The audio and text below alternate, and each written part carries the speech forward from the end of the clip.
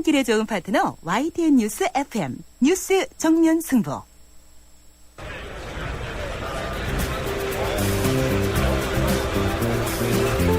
그들의 이야기가 아닌 우리, 진짜 우리들의 이야기를 들어봅니다.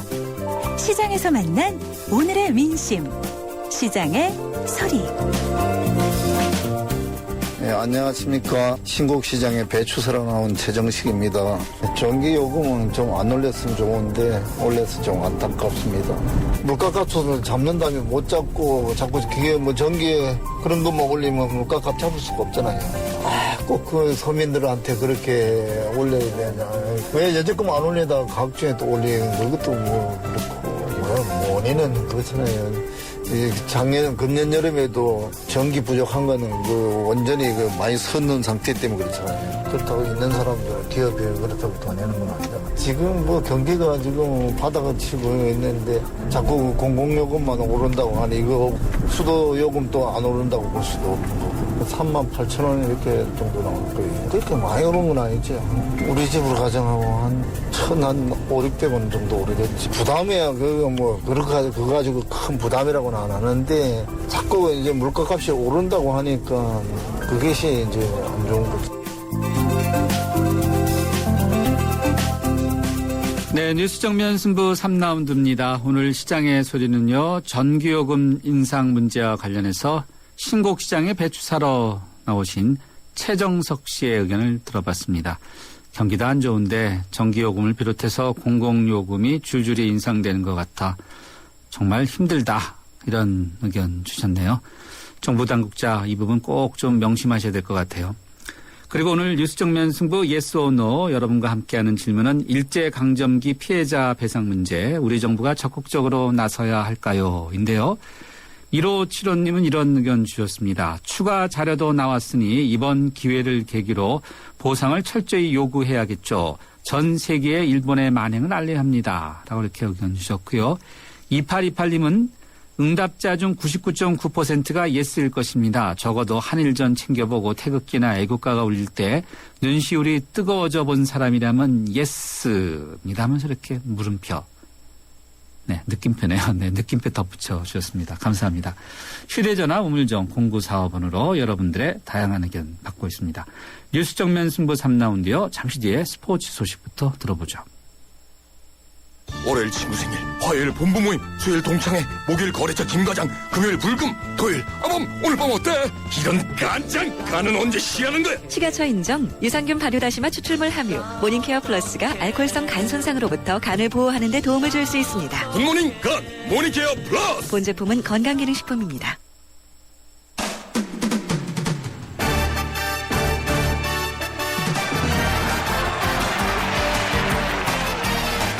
네, 스포츠 소식 알아보겠습니다. 일간 스포츠의 이은경 기자 연결되어 있습니다. 이 기자 안녕하세요.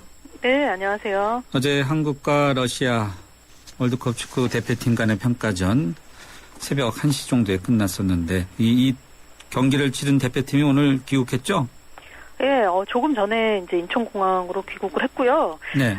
경기 결과는 좀 아쉬웠죠. 두바이에서 열린 경기였는데 한국이 1대2로 역전패를 당했습니다. 전반 6분 만에 사실 이제 한국 김신욱 선수 선제골이 나오면서 좀 기분 좋게 출발은 했는데요. 거기까지가 좋았어요. 네. 네. 전반 12분에 동점골이 나왔습니다. 근데 이 상황이 골키퍼 정성용 선수의 이 속칭 알까기라고 해야 될까요? 뭐 그런 상황이 나왔어요. 실수 상황이었는데 러시아의 시로코프가 크로스한 거를 이제 정성용 선수가 몸을 날려서 막으려고 했는데 공이 정성용 오른손 맞으면서 이제 옆구리로 통과가 됐고 쇄도하던 러시아 스몰로프가 동점골 만들었습니다. 그리고 후반 14분에 러시아 코너킥 상황에서요. 장신 공격수 타라소프에게 역전 헤딩골까지 내주면서 결국 1대2로 졌습니다. 이번 경기에서 가장 논란이 된 건 아무래도 정성용 선수인데요. 홍명보 감독이 올해 이제 마지막 경기니까 기회를 준 사실 그런 상황이었는데 그 마지막 기회에서 또 이제 실수를 한 셈이 됐거든요. 이렇게 네. 되면은 정성용 선수가 후배 김승기 선수인가요? 네네. 좀 밀리는 경향이 있겠어요.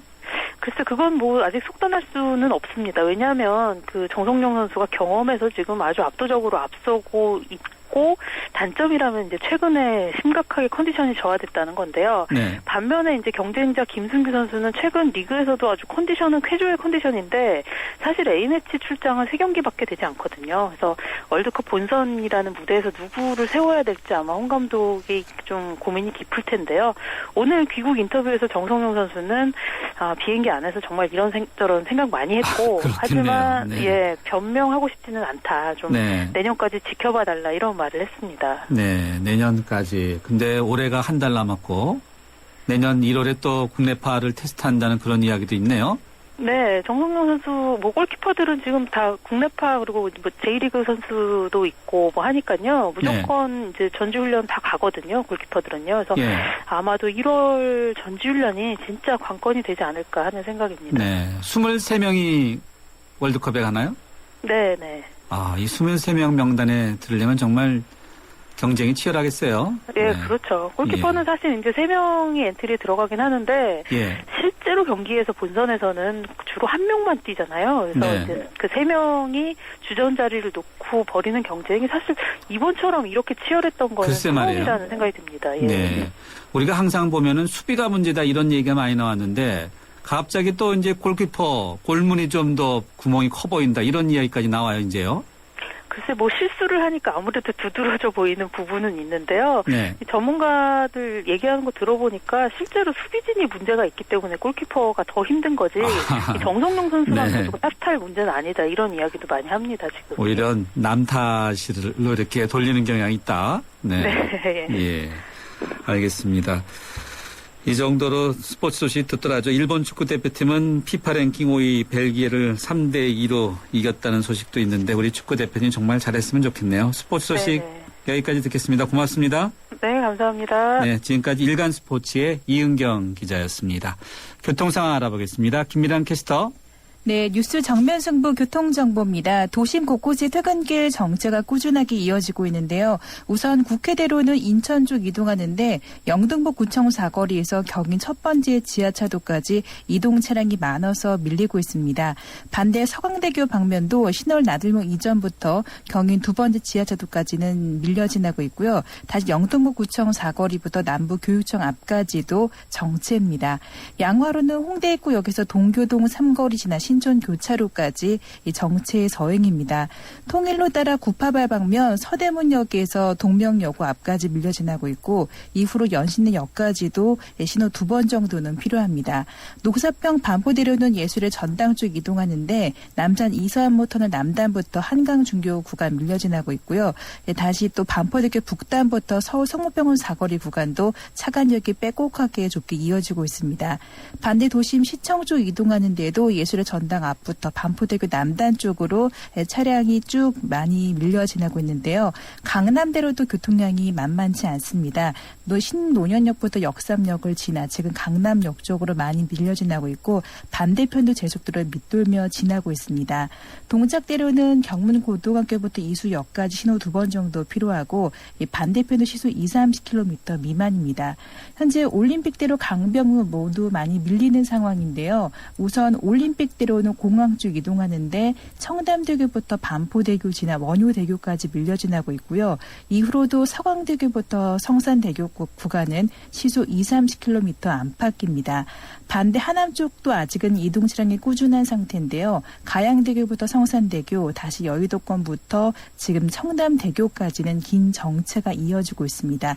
30분 이상이 소요되고 있는데 지금 강병훈 상황도 만만치 않습니다. 구리 쪽 이동하는 데는 가양대교 이전부터 동호대교를 지나 성수까지 밀려 지나고 있고 반대 일산 쪽으로도 잠실대교부터 영동대교 구간, 이후로도 동호대교부터 난지 나들목까지는 시속 20-30km 미만입니다.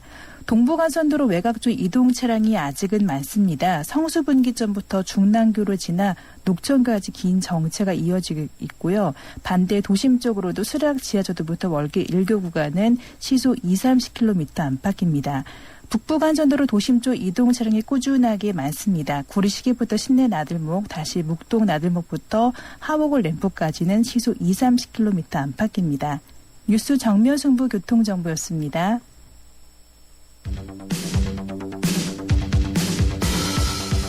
퇴근길을 함께하는 냉철하고 따뜻한 뉴스 정면 승부. 뉴스 정면 승부는 여러분의 참여를 기다립니다. 50원의 유료 문자 샵 0945와 YTN 라디오 스마트폰 어플리케이션 예스를 통해 여러분의 의견을 보내주세요. 뉴스 정면 승부는 여러분의 의견에 항상 귀 기울이고 있습니다.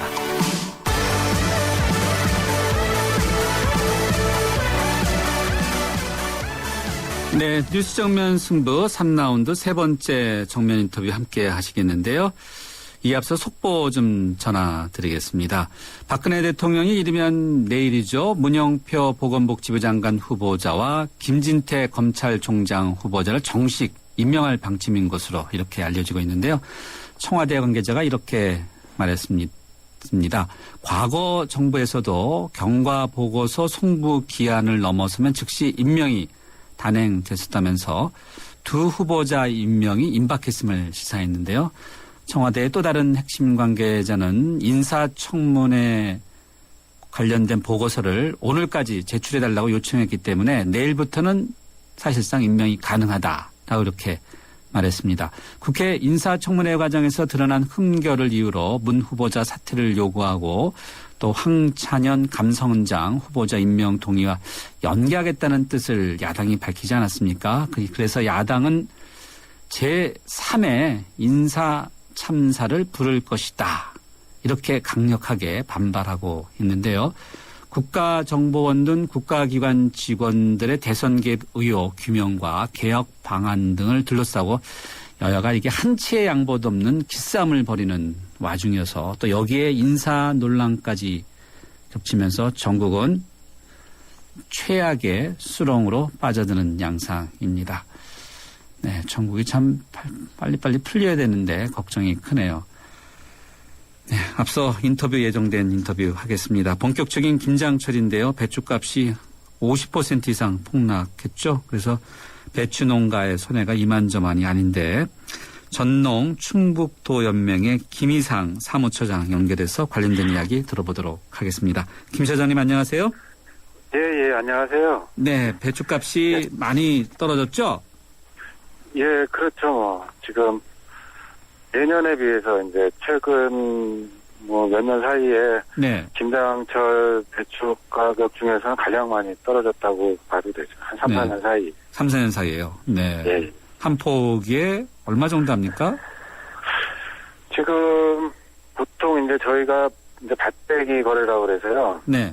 300평당 얼마씩 이렇게 계약을 하든지 밭대기 거래를 하는데 네. 보통 이제 한 500원에서 400원 꼴로 이제 평균적으로 됐었는데요. 네. 지금은 그 가격도 안 되고 200원 꼴도 안 되죠. 오히려 이제 포기를 하는 상황들이 계속 나오니까 이제 그 중간 상인들이 계약금만 주고 포기를 하니까요. 네. 그냥 밭에서 지금 얼어서 녹아진다든지 그냥 네. 버리는 상황이 되고 있습니다. 지금. 아, 배추 농사를 하신 분들은 배추를 쳐다보면은 참 참담하겠어요. 그렇죠.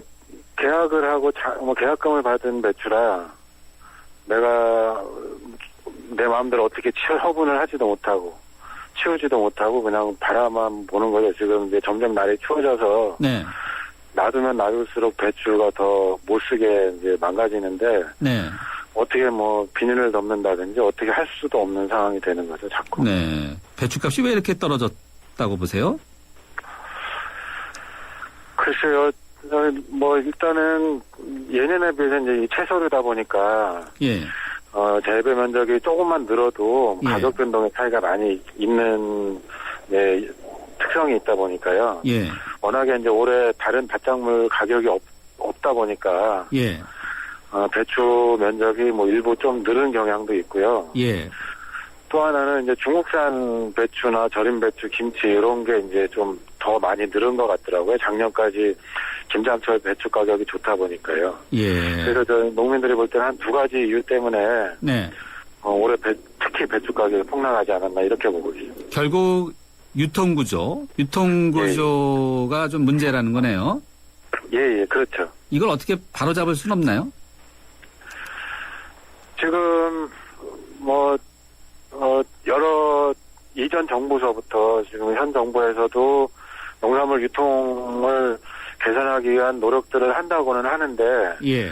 이게 실질적으로 유통을 개선하는데 큰 효과를 많이 못 보고 있습니다.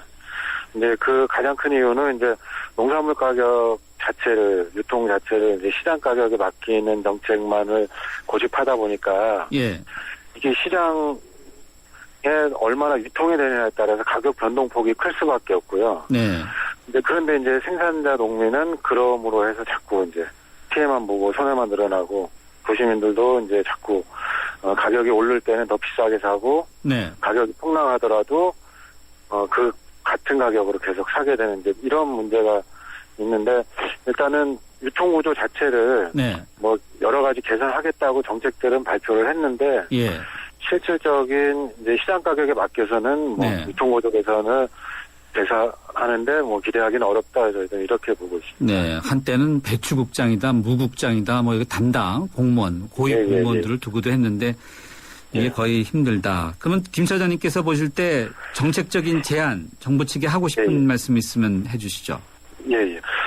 지금 뭐 일부 자치단체에서 최저가격 농산 가격 조례라고 그래서요. 예. 이제 기초농산물 몇 가지를 정해놓고 생산비가 보장이 되는 정도의 이제 가격 안정선을 정해놓고 네. 그 이하로 떨어졌을 경우에 지원을 해주는 방법. 그리고 그렇게 해야지만이 안정적으로 또 농산물 수급이 돼서 예.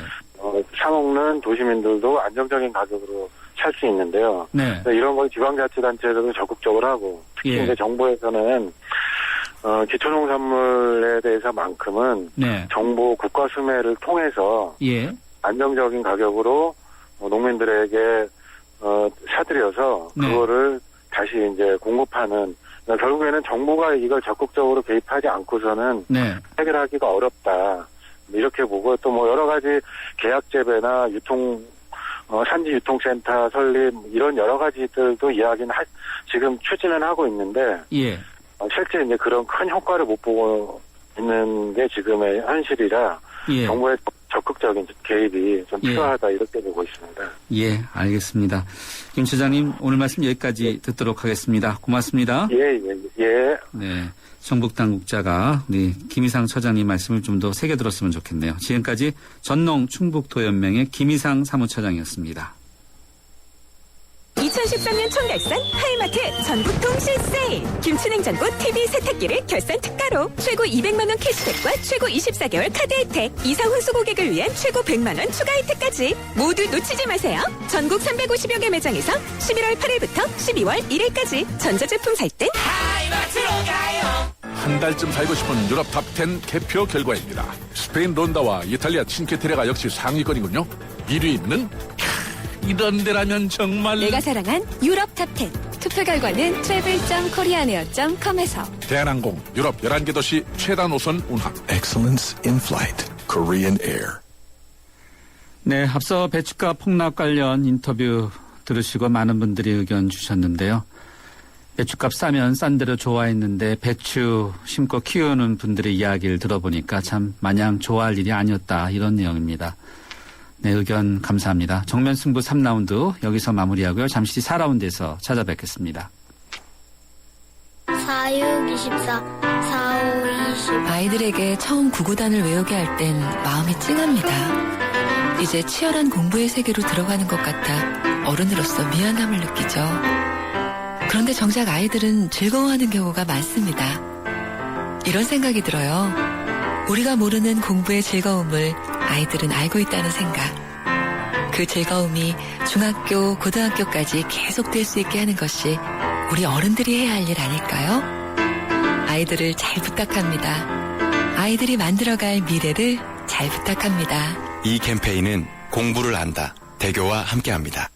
살아있는 뉴스 깨어있는 방송 한국의 뉴스 채널 YTN 뉴스 FM. 네, 뉴스 정면 승부 4라운드 문을 열겠습니다. 오늘도 여러분과의 대화창 활짝 열어놓고 있죠. 휴대전화 우물정 0945번 또는 스마트폰 애플리케이션 예스로 여러분과 활짝 열어놓고 있습니다.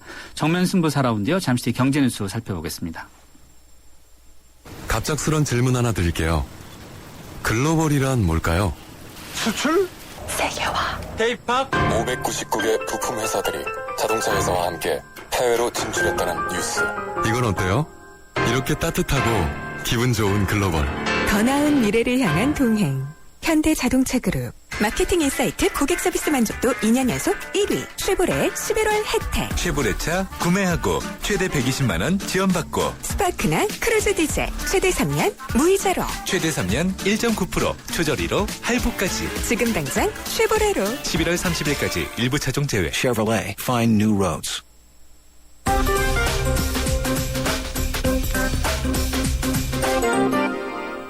네, 경제뉴스 살펴보겠습니다. 머니투데이의 김태은 기자 연결되어 있습니다. 김 기자 안녕하세요. 네, 안녕하세요. 김 기자는 하루에 계란 몇 개 드세요?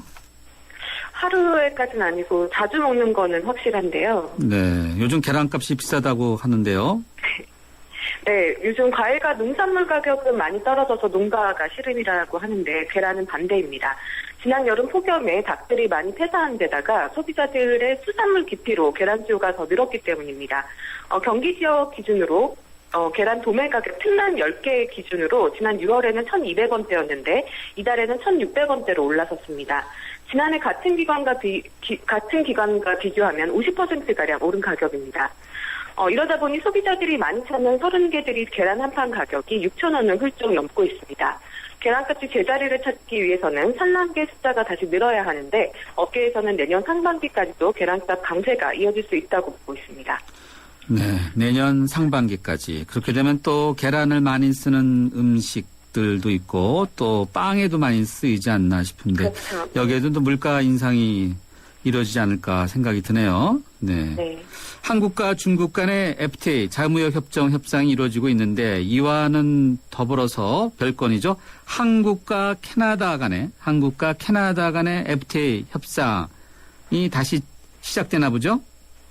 네, 한국과 캐나다 FTA 협상은 2005년 7월에 시작을 해서 2008년 3월까지 13차 협상이 이루어졌는데요. 농축수산물 수입 쿼터의 시장 개방 문제에 대한 입장차가 커서 중단이 됐었습니다.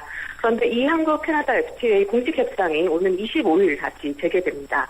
양측이 FTA 전 분야에 걸쳐서 쟁점에 대한 절충한 모색을 통해 협상 진전을 위해 노력할 것이라고 산업통상자원부가 전했습니다. 네, 알겠습니다. 고가의 비용 때문에 이른바 이제 귀족 스포츠로 불리지 않습니까? 승마 산업을 정부가 활성시키겠다 이런 대책을 내놨다고요? 네, 정부는 승마 비용 인하를 유도하고 승마장과 전문 인력도 대폭 늘리기로 했습니다. 현재 360여 곳인 승마장을 오는 2017년까지 500곳으로 늘릴 예정입니다.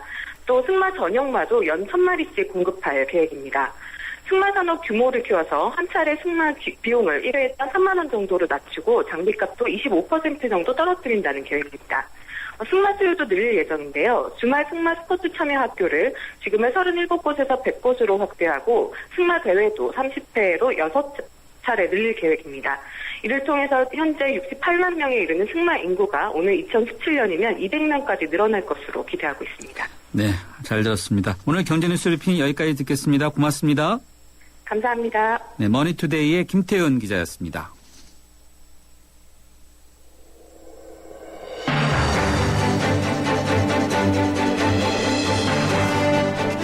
뉴스와 유쾌한 한판 뉴스 정면 승부 진짜 경제 이야기 경제로 보는 세상.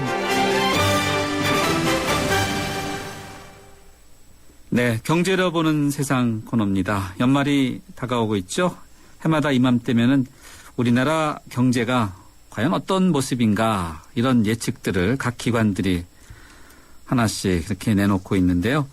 오늘 경제로 바라본 세상에서는요. 대한금융경제연구소의 김동환 소장과 함께 바로 이런 이야기, 내년도에는 과연 우리 경제가 어떻게 될지 또 서민들의 삶은 어떨지 각 기관들의 이야기를 중심으로 짚어보도록 하겠습니다. 소장님 안녕하세요. 네, 안녕하세요. 항상 보면은 예측을 많이 해요, 경제가. 그렇죠. 네, 그렇다고 꼭 맞는 건 아니죠. 뭐 틀리기 위해서 예측한다 이런 얘기할 때도 있습니다. 네. 자, 그래도 항상 중요한 것 중에 하나가 우리 경제를 알기 전에 또 세계 경제는 어떻게 되는가 뭐 이런 그렇죠. 것이 중요한데 OECD가 경제 전망을 내놨죠? 예. 내년에 OECD가요, 세계적으로 한 3.6% 정도 성장할 걸로 이렇게 봤는데요. 네. 지난 5월 달에 전망치가 4%였으니까 조금 떨어뜨린 겁니다. 네. 내년도 경제가 완만하게 성장은 하는데 네. 고르지 않을 거다 이런 전망을 내놨는데요. 예. 미국이나 일본 같은 이 선진국 경기 전망은 비교적 좋게 한 반면에요. 네. 우리나라를 포함해서 신흥국의 경기 전망은 다소 어둡게 봤습니다. 아유, 안 좋은 이야기네요. 예, 특별히요. 브라질, 인도, 러시아 이런 나라 이제 브릭스라고 하는데 그렇죠. 이런 나라들 성장률 전망치를 각각 1% 이상씩 낮췄고요. 네. 우리나라도 기존에는 한 4% 성장한다 이렇게 봤다가 예. 3.8%로 조금 낮췄습니다. 네. 한때 펀드 많이 투자하시는 분은 바로 이런 브릭스 이런 데 관심이 많지 않았나요? 네, 최근에는 뭐 저조할 겁니다. 저조합니까? 예. 네. 자, 신흥국 전망 왜 이렇게 낮췄습니까? 예, 여러 가지 이유 중에요. 아무래도 제가 보기에는 내년도에 있을 미국의 양적 완화 축소, 그러니까 돈 푸는 양을 좀 줄이는 이런 정책의 영향이 가장 클 것으로 보이는데요. 지난 6월 달에 양적 완화 이거 축소할 수 있다 이렇게 말만 했는데도 인도, 인도네시아, 뭐 브라질 같은 신흥국 통화 가치가 크게 떨어졌고요. 예. 주시장도 폭락하고 했는데 미국이 현재 월에 한 850억 달러, 우리 돈으로 한 90조 정도 돈을 풀고 있는데 네. 이 돈 푸는 걸 줄이기 시작하면은 아무래도 이들 나라의 무역 수지 이런 것들이 적자 상태거든요. 예. 그렇기 때문에 이들 나라에서부터 자본의 유출이 일어날 가능성이 있다. 이런 문제가 제기되고 있는 거고요. 유동성이 이들 나라에서 줄어든다는 건 그 나라 금리가 좀 올라간다는 거 아니겠습니까? 그러면 경제 활동 자체가 좀 위축될 수 있다 이렇게 보여지고요. 네. 이 양적 완화 축소라는 게 당장은 안 된다 하더라도 기업들이 설비에 나서려면 이제 장기적인 투자 계획 같은 것들이 있어야 되는데 그런 장기 투자하기에는 조금 꺼려지는 그런 국면이기 때문에 더 그럴 것 같습니다. 네. 양적 완화. 최근 몇 년 동안 아주 정말 귀가 따갑들어 듣는 그렇죠. 경제 용어예요. 네. 돈을 푸는 것을 줄이는 거죠. 양적 완화 축소, 그러니까 이제 돈을 푸는 거를 이제 앞으로 좀 줄이겠다. 이런 게 이제 네. 미국 정부의 중앙은행 입장이거든요. 자, 우리 경제 성장률 조금 낮아졌다고 언급해 주셨는데 어떻게 봐야 될까요? 어떤 맥락인가요?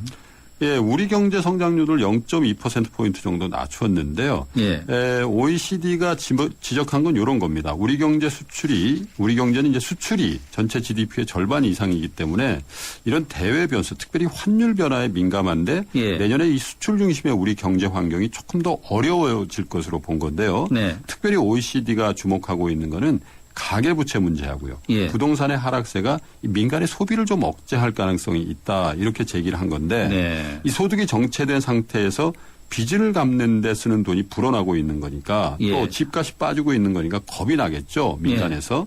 그러다 보면 이제 나도 이거 하우스푸어 되는 거 아닌가 이런 생각을 할 수도 있고 그래서 소비가 좀 위축될 거다 이런 걱정들을 좀 하는 겁니다. 네. 경제에 관심 있는 분들은 이제 부동산 그리고 가계부채 여기에 이제 이 키워드에 관심이 높은데 이제 부동산 문제가 내년에도 또 계속해서 걸림돌이 되나 보네요. 글쎄요. 올해만 하더라도 뭐 2번 이상 정부가 부동산 부양을 하기 위한 정책을 내놨는데 아직 그렇게 약발이 먹히는 것 같지는 않아요. 예. 글쎄요. 네. 가계부채 뭐 1,000조 원에 이른다 이런 이야기들도 있긴 한데 우리 국책연구기관인 KDI는 어떤 전망치를 냈습니까? 네, 여기서도 비슷하게 봤는데요. 내년에 우리 경제가 한 3.8% 성장한다 이렇게 봤습니다. 지난 5월 달에 여기서는요. 3.6%라고 했으니까 오히려 조금 올려 잡은 건데 특별히 민간 소비가 3.6% 정도 성장하면서 꽤 회복세를 보일 거다 이렇게 했는데 이게 앞서 말씀드린 OECD 전망은 조금 다르고요. 제가 보기에도 조금 낙관적인 것으로 보입니다. 물론 올해 2%가 최안되게 성장을 한 걸 감안을 하면은 어느 정도 그 베이스 이펙트, 기저 효과가 있는 걸 감안을 해줘야 될 텐데 지금 우리나라 가계가 쓸 돈이 좀 없습니다. 왜냐하면 올 3월 말 기준으로 보니까요. 우리나라 가구당 부채가 5,800만 원이 조금 넘거든요. 그러면은 집집마다 빚이 5,800만 원 이상 있다는 거죠? 그렇죠. 그 정도 있다는 얘기인데 1년 만에 이게 400만 원 가까이 늘어난 겁니다. 또 여유가 있는 소득 상위 20%니까 5분이라고 하죠. 이 여유 있는 계층을 제외하고 전 계층에서 다 늘었거든요. 특별히 취약 계층인 하위 20%에서는 무려 24% 이상 한 해 동안에 빚이 늘었거든요. 그러면 이분들 중에 상당수는 아마 상환하기 좀 힘들지 않겠냐 이런 전망들도 나오고 빚이 늘었으니까 빚을 갚는 것은 아니고 오히려 빚이 늘은 거잖아요. 그렇죠. 네. 빚이 있으면 항상 좀 걱정이 되죠. 회사도 성장하려면은 이 대출 받으신 이제 빚이 느는 것 자체만을 놓고는 어떻습니까? 이게 성장에는 문제가 있는 거죠. 이제 뭐 기업 같은 경우도 사실 사업 아이템이 좋고 그러면 네. 빚이라도 내 가지고 예. 투자하고 그러면 사실 괜찮은 거거든요. 예. 빚이 많은 것만 가지고 문제 삼을 수는 없습니다. 그런데 자산이 늘고 있지 않은데 문제가 있습니다. 부채는 1년 동안 한 7% 가까이 늘었는데 우리 가게에서요. 네. 자산은 거의 안 늘었거든요. 이러니까 뭐 소비를 늘릴 수가 없다는 얘기가 되는 거고요. 작년 한 해 동안 우리 가게의 소비 지출이 얼마나 늘었나 보니까요. 네. 0.2%가 늘었습니다. 0.2%는 돈으로 하면 어느 정도일까요? 한 5만 원 정도 5만 원. 연에. 그러니까 않는 거나 마찬가지예요. 한 달이 아니라 연이요? 연에요. 연. 예. 연 5만 원이면 한 달에 4천 원 정도네요. 그러니까요. 4천 원. 거의 제자리 걸음. 네. 돈 쓸 게 이제 없다는 얘기인데 그러면 소득은 그래도 조금 늘었을 텐데 이렇게 소비가 늘지 않았다는 거는 어딘가로 돈이 고정적으로 빠져나갔다는 거죠. 그렇죠. 그래서 살펴보니까 공적연금이라든지 사회보장보험료 이런 것들이 연에 한 8% 이상 늘었어요. 맞아요. 네.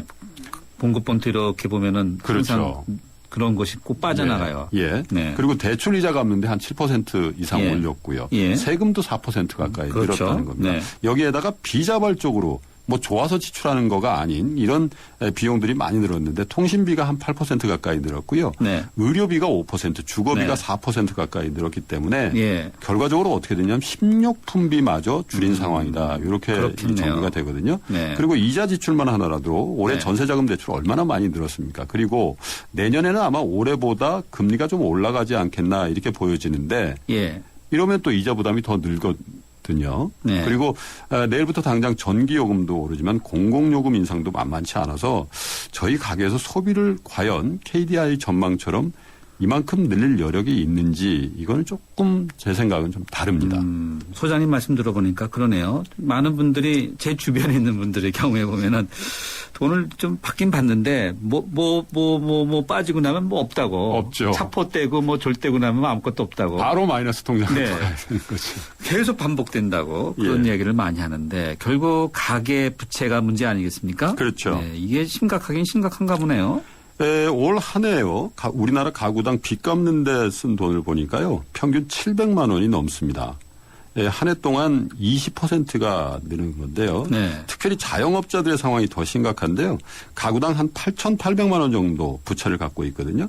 그런데 이분들이 돈 버는 거, 그러니까 가처분 소득 대비 금융부채 비율이 얼마인가 보니까 한 150%가 넘어간다는 거예요. 이분들의 경우에는 보면은 이제 가게를 창업하죠. 예. 점포를 닦는 창업하는데 창업해갖고 장사가 잘 안 되는 경우가 많잖아요. 그렇죠. 최근 들어서 이제 자영업이 어려워서 오히려 자영업 전체적으로는 줄고 있는데 이 평균 수명이 한 2년이 채 안 된다고 2년이요. 그러거든요. 사이클이. 그렇죠. 네. 이제 개업하자마자 2년 만에 망하는 확률이 한 50% 된다는 인테리어비 무슨 체인점 비용 이것저것 다 내서 빚더미 오르는 거죠. 그러면. 그렇죠. 네.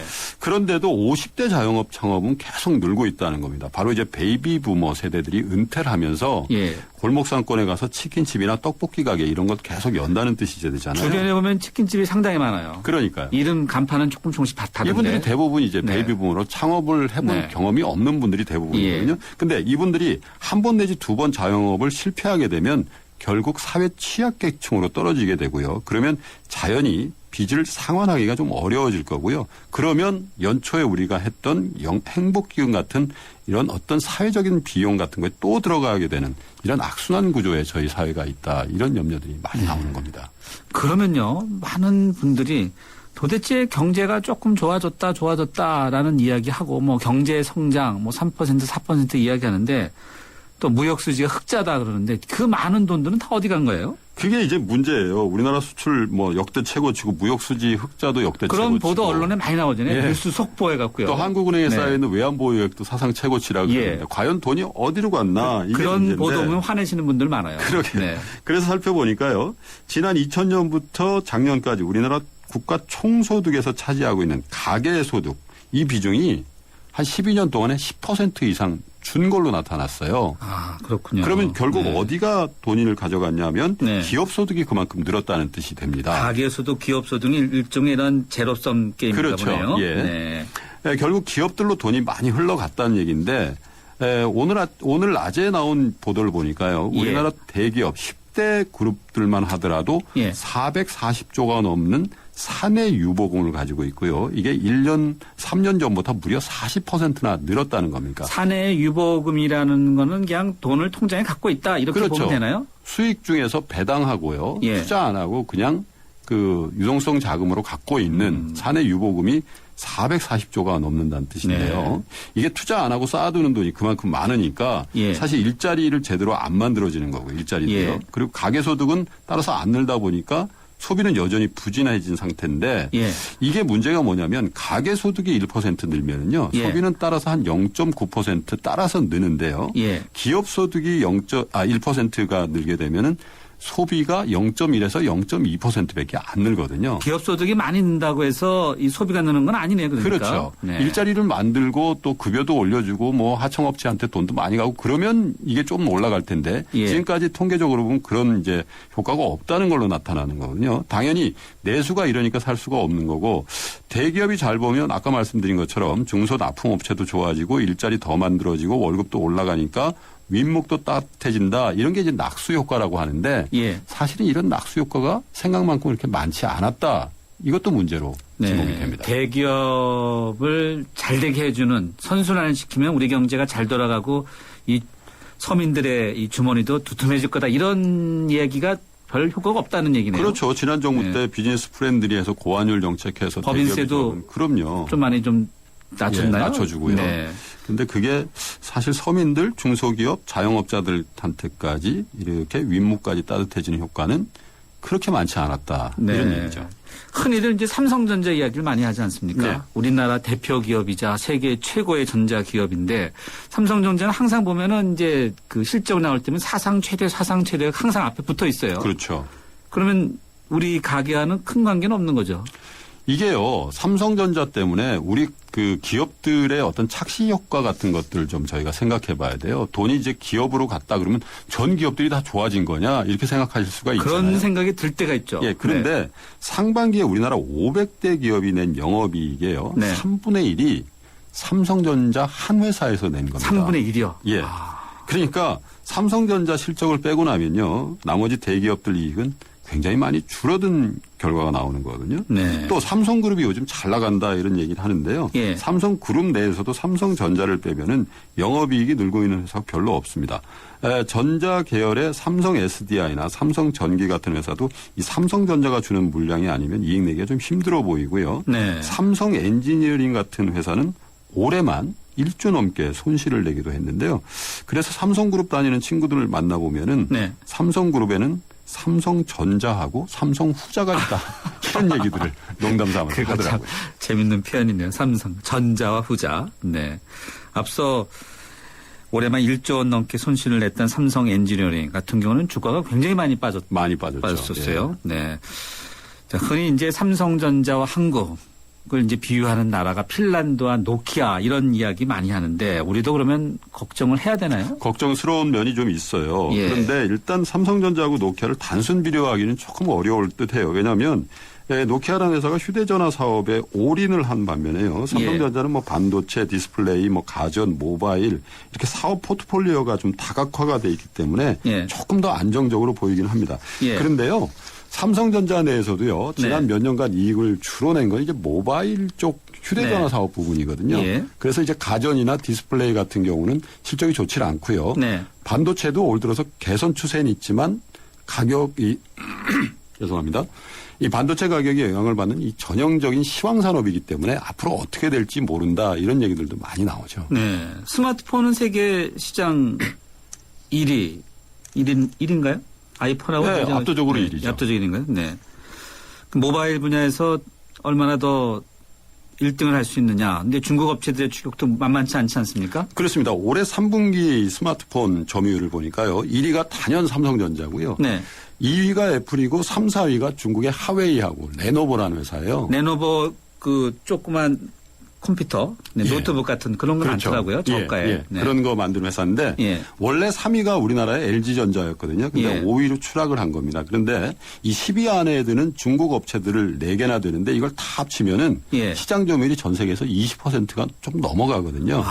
그러니까 맞네요. 네. 이 세계 스마트폰 시장은 사실 중국이 선도하고 있다 이렇게 보시면 되거든요. 근데 예. 중국 업체들이 큰 내수 시장하고요. 네. 저가 메리트로 해서 삼성을 빨리 추격을 하고 있습니다. 그런데 삼성이 고가 스마트폰은 다소 시장 점유율이 조금 정체 상태거나 오히려 내년이나 내후년 가면 중국 업체들 때문에 좀 정체 내지는 하락할 수도 있다 이런 전망들이 나오기 때문에 네. 만약에 삼성전자의 모바일 쪽 비즈니스가 좀 꺾인다든지 그러면 삼성전자가 좀 꺾이는 상황이 되고요. 예. 그러면 삼성그룹도 좀 어려워지고 예. 삼성그룹이 어려워지면 우리나라 경제 전체적으로 좀 어려워지지 않겠냐 이런 염려가 나와서 이제 노키아 핀란드 얘기를 하는 건데 핀란드는 어떤 나라냐면요. 노키아가 물론 굉장히 큰 포션을 차지하고 있지만 예. 소규모 경제고요. 네. 이미 복지 정책을 이렇게 할 수 있는 국가적인 재원이 어느 정도 확보된 나라거든요. 네. 근데 우리나라 같은 경우는 그게 아직 안 돼 있고 네. 삼성전자에 목을 메고 있는 협력업체라든지 얼마나 많습니까? 그리고 삼성전자가 어려워지면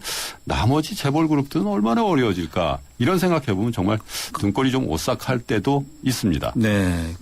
이야기 들으니까 좀 진짜 벌써 등골이 오싹하네요. 네. 그래도 뭐 흔히들 자동차도 있고 철강, 조선, 화학 이게 우리나라에서 좀 세계에 내세울 수 있는 1등, 2등 아니냐라고 이야기는 하는데 그렇지 않습니까? 아니, 물론 다 세계적인 뭐 비즈니스를 하고 있죠. 그런데요. 한번 생각해 보면요. 자동차, 조선, 반도체, 디스플레이, 모바일, 석유화학 이게 모두 1등이거나 1등 목전에 있거든요. 그런데 제가 보기엔 이게 이런 산업 구조는 오래 갈 수가 좀 없어 보여요. 왜냐하면 80년대 미국이 이런 상황이었을 텐데 일본이 가전이라든지 반도체 뭐 석유화학 이런 거 가져와서 1등이 됐고요.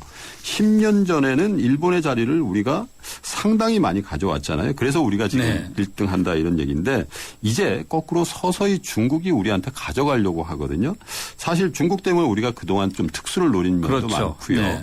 또 중국의 경제 성장률이 지금처럼 앞으로도 높아질 것 같지는 않습니다. 당장 내년에는 6%대로 떨어진다는 얘기들도 나오거든요. 중국에서 기침하면 우리 크게 독감, 그렇죠. 독감 플러스죠. 더 중요한 네. 거는요. 중국의 경제 정책의 축이 좀 바뀌고 있어서 네. 수출이라든지 투자 이런 쪽에서 내수로 바뀌고 있기 때문에 중국 회사들이 우리의 경쟁자가 될 가능성이 많아서 조금 더 걱정이 됩니다. 걱정이네요. 중국이 우리의 큰 경쟁자. 앞으로 대안 마련이 필요하지 않을까 생각이 드네요. 오늘 경제를 보는 세상 여기까지 해야 되겠네요. 소장님 감사합니다. 네, 고맙습니다. 네, 대한금융경제연구소의 김동환 소장이었습니다. 저 김광규 여행도 혼자 하고 쇼핑도 혼자 하고 보험가입도 인터넷에서 혼자 하죠. 아주 쉽고 편하게 새벽 3시까지 4단계로 간편하게 삼성생명 인터넷보험 라운지. 인터넷 보험도 삼성생명이 만들면 다르네. 삼성생명 인터넷보험 라운지. 지금 클릭. 나랑 결혼해 줄래? 내 속까지 풀 스테인리스로 건강하고 깨끗하게 지켜주고 아껴주고 싶으니까 쿠쿠 풀 스테인리스 2.0 에코. 매일 너와 쿠쿠하고 싶어. 쿠쿠. 현대증권이기에 가능한 혜택. 스마트 에이블로 한 달에 한 번 스마트폰 주식 거래를 한다. 통신비를 받는다. 금융상품 거래를 한다. 평가 금액에 따라 통신비 혜택을 더 받는다. 2013년엔 쭉 모두 모아 통신비 이벤트. 자세한 내용은 홈페이지에. 에이블 현대증권. 투자 손실에 유의하세요. 네, 오늘 뉴스 정면 승부가 청취자 여러분께 함께한 yes or no 질문은 일제강점기 피해자 배상 문제 우리 정부가 적극적으로 나서야 할까요? 였는데요. 여러분의 의견 문자 저희가 자체 집계해 본 결과 100%로 예스가 많았습니다. 예스였네요. 네, 정부가 적극적으로 나서서 꼭 배상받아야 한다라는 의견이었습니다. 의견 주신 분들 가운데 당첨자 한 분 뽑았습니다. 휴대전화 끝자리 6538님입니다. 제작진이 따로 연락드리겠습니다. 날씨가 추워졌습니다. 내일 영하 2도 서울의 경우는 이렇게 떨어진다고 하는데요. 건강 주의하시고요. 11월 20일 수요일 뉴스 정면 승부 저희가 준비한 라운드는 여기까지인데요. 지금까지 프로듀서 신아람, 기술감독의 신동의 백은지, 작가 정선임, 정은지, 진행해줘 김상우였습니다. 함께해 주신 여러분 고맙습니다. 편안한 밤 되십시오.